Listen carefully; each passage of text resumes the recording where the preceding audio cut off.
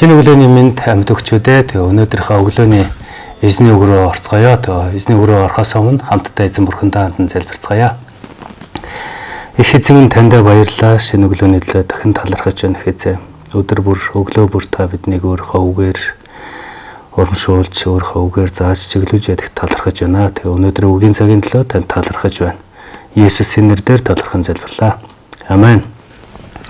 За өнөөдөр бид 2 дугаар Тимот номын 2:14-аас 19 дугаар хэсгийг үзэх болно. Би эндээс дуудаж өгье. Эдгээрийг тэдэнд сануул, сонсогчдыг сүрүүлдэг ашиггүй үгсээр бүү тэмцэлт хэмээн Бурхны өмнө тэдэнд анхааруулаа.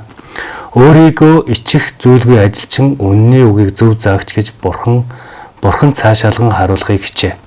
Харин олиггүй хоосон ярианаас зайлсхий. Учир нь тэдгээр нь улам бүр итгэл зүсэггүйд хөдөлдөг юм. Тэдний үг хавдар тархах мэт бөгөөд дунд нь Хүмүней, Филет нар байна. Тэд үннээс төрж амьдлал нь аль хэдийнэ болсон, амьдлал нь адинэтэй болсон хэмээн зармийнх нь итгэлийг бүснүүлж байна. Хэдий тэмч Бурхны бат суурь нь хөдөлшгүй ба эзэн өөрийнх нэгөө мэддэг. Эзний нэрийг дуудагч бүр зүй бусаас зайл хэмээн томглогдсон гэж. Амен. Тэг өнөөдөр би та бүхэнтэй итгэлээр бат зогсох талаар хуваалцах болно. Тэгээд яг энэ хэсэгт эзэн энэ хэсгээр Паул Тимотед хандсан бөгөөд үнэн сургаалыг тууштай баримталж даах талаар хэлсэн. Хоосон маргаанаас зайлсхийж итгэл үнэмшлээ хамгаалахыг уриалсан ийм хүчтэй анхааруулга. Өнөөдөр Библийн үннийг мушгин тайлбарлах явдал түгээмэл болж олон хүний итгэлийг төөрөгдүүлсэн хэвээрээ байх. Тийм учраас Паул Тимотед хандан эдгээр зүйлсээс анхааруулan бичсэн байдаг. Бид өнөөдөр үнний төлөө бат зогсож хоосон маргаан, хоосон хэрүүл тэмцлээс зайлсхийж амьдралдаа Христийг гэрчлэх талаар Паул дурдсан байна. Тэгээд өнөөдрийн өглөөний үгийн түлхүүр ишлэл ичих зүйлгүй ажилчин үнэн үгийг зөв заагч Бурхан өөрийгөө сайшуулган харуулахыг хичээ гэсэн байна. 2 дугаар Тимоти 2:15 дээр. Бид үнний төлөө бат зогсож амьдралаараа Христийг гэрчлэх ёстой. Мөн итгэлдээ бат зогсох ёстой талаар яг энэ ишлэлээр гол зүйл нь хэлэгдсэн байна. Тэгээ үндсэндээ өнөөдөр Бурхан бидэнд 4 зүйлийн талаар сануулж хэлж байгаа. Нэгт нь юу гэхээр хоосон маргаанаас сэрэмжилж үүнийг зогсоох талаар, хоёрт нь үнэн үгийг зааж, үнэн үгийн дагуу амьдрах, гуравт нь гаж буруу сургаалуудаас сэрэмжлэх талаар, дөрөвт нь итгэл дээрээ бат суурьтай зогсох талаар Паул бидэнд сануулж хэлсэн байна. Ашиггүй үгээр бүү тэмцэлт гэдэг нь эртний грек хэлэн дээр болохоор логомеха буюу үг хэлээр байлдах гэсэн ийм утгыг илэрхийлдэг. Библийн дагуу мөн Бурхны үгийн дагуу биш, хоосон маргаан хийхийг хэлж байгаа. Үнэн сургаалыг байнга сануулж ашиггүй маргаанаас зайлсхийхийг уриалсан ийм уриалгыг Паул хэлсэн. Итгэгчдийг сүрүүлдэг ашиггүй үгсээр бүү тэмцэлтэй харин олиггүй хоосон ярианаас зайлсхийх талаар сануулж байна. Хоосон олиггүй ярианаас хол байж ийм яриан хүмүүсийг итгэлгүй байдал руу хөтлөдөг юм а гэдгийг Паул сануулсан. Тийм зүйлс нь итгэлийг сүйтгэдэг талаар дурдсан баг. Хоёрт нь үнэн үгийг зөв зааглагч, үнэн үгийн дагуу амьдрагч, үнэн үгийг зөв тайлбарлагч, заагч бай гэж хэлсэн. Өөрийгөө ичих зүйлгүй ажилчин үнэн үгийг зөв заагч гэж Бурхан цаашаалган харуулахыг хичээ гэсэн. Энд зөв заагдах гэдэг нь зөв зам тавих, шулуун чиглэл өгөх гэсэн санааг илэрхийлдэг.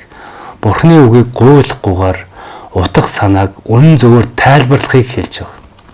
Зөв зааглах гэдэг нь үнэн утгаар, үннээр яг Библийг, Бурханы үгийг тайлбарлах хэрэгтэй гэсэн ийм зүйл хэлж байна. Мөн буруу сургаалаас сэрэмжилж, буруу гаж сургаалуудаас итгэлээ хамгаалах талаар гуравт нь биднэрт сануулж байгаа. 2 дугаар Тимот 2:17-аас 18 дээр тэдний үг хавдар тархах мэт бөгөөд дунд нь Хүмүней, Филет нар байна. Тэд үннээс төрж амьдлал нь аль хэдийнэ болсон хэмээн зармийнх нь итгэлийг бүснүүлж байна гэж. Тухайн үед Хүмүней, Филет зэрэг энэ хүмүүс байсан. Эдгээр хүмүүс нь яасан бэ гэхээр амьдлал аль хэдийнэ болсон гэж хэлснээрээ итгэгчдийг төөрүүлж байсан. Дахин амьдлтын талаар тэд нар буруу зааж тэд Христийн дахин ирэлтийг үүсгэжсэн талаар хэлж байгаа. Тийм учраас одоо ч гэсэн ийм хүмүүс байдаг. Ийм хүмүүс нь итгэгчдийг төөрөгдөлд оруулж итгэгчдийг буруу зүйл рүү, гаж буруу урсгал руу оруулах иймэрхүү үзэгдлүүд бас байсаар байна. Тэр үед гностизм буюу амьлалтыг бэлгэдэл мэд үзэх зэрэг ийм буруу сургаалууд нэлээх тархсан юм уу байсан. Одоо ч энэ ялгаа авахгүй байсаар байгаад. Мөн итгэгчид тэдгээрээс байнга сэрэмжтэй байж үнэн зөв сургаал дотор бат зогсож өөрийнхөө итгэлийг хамгаалах талаар энд дурдсан байна.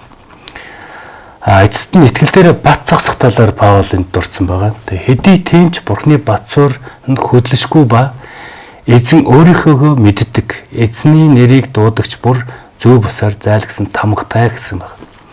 Эзэн өөрийнхөө хүмүүсийг мэддэг, эзэн өөрийнхөө хүмүүсийг зөв бус байдлаас хол байх талаар сануулж энд хэлсэн байна.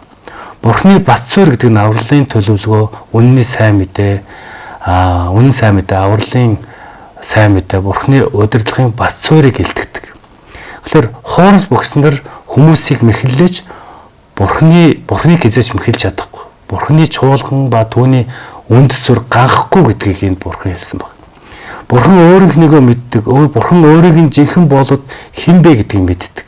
Эзэн өөрийнхөө хүмүүсийг өөрөө таньдаг, мөн мэддэг. Тэр хэн жинхэнэ, хэн хуурамч вэ гэдгийг бас ялгаж салгаж мэддэг гэсэн. Бузар муу явдлаа орхихгүй байгаа хүмүүс бол хуурамч итгэгч нар бөгөөд жинхэнэ Бурхны гишүүд биш талаар эзэн яг энэ ишлэлээр хэлсэн байна.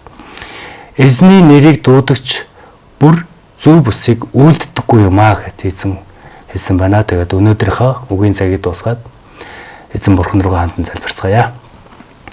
Бидний хайртай эзэн минь таньда баярлалаа. Өнөөдрийн үгийн төлөө тань талархаж байна их эзэн. Их эзэн бидний итгэл дотор бат сууртаа зогсож алив дэмий хоосон яриа, алив дэв хоосон үг ярихгүй байж эзэн таны Бурхан таны үгийн дагуу алхаж таны үгийг үнэн зөвөр ойлгож мэдэж таны бас үг сургаалын дагуу чигт чудраг алхахад та туслаарай эзэн минь. Та биднийг сатааруулах гэсэн, бидний итгэлийг сүйтгэх гэсэн, сүрэлэх гэсэн тийм хүмүүсээс та биднийг хамгаалаарай эзэн минь. Таньда баярлалаа. Бүх алдар магтаалын төлн танд байх болтугай. Есүсийн нэрээр талархан залбирлаа. Амен.